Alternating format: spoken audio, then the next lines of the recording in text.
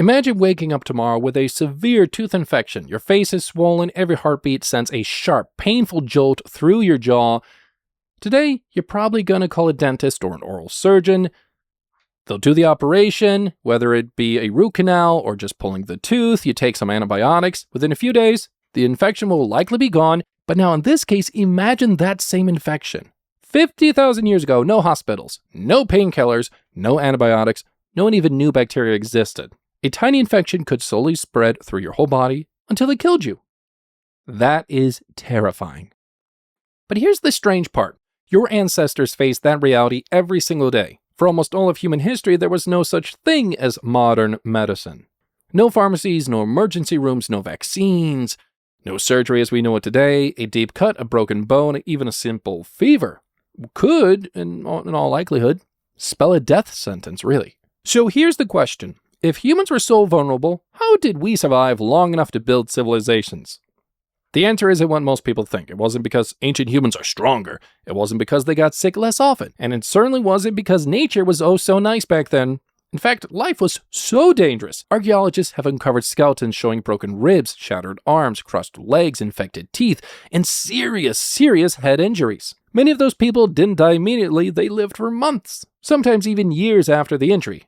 Now think about what that means. A person with a badly broken leg could not hunt, could not run, probably couldn't even gather food easily, alone.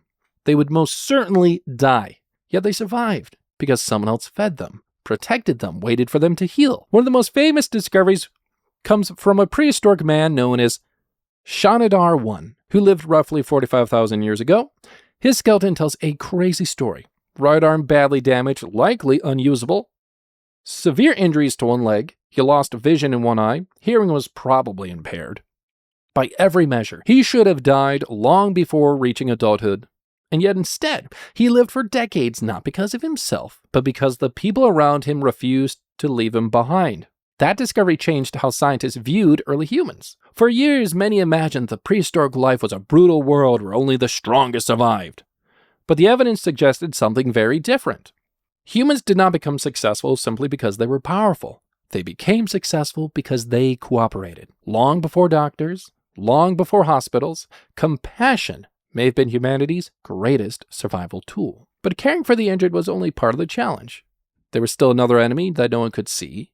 Infections, a tiny cut from a sharp stone, a splinter, a bite from an animal. Any of them could become deadly. And without antibiotics, the human body had to fight every infection on its own. And sometimes it did win. Often, though, it didn't. So if ancient humans couldn't manufacture medicine, how did they fight diseases at all? Surprisingly, the answer may have been hiding in nature the entire time.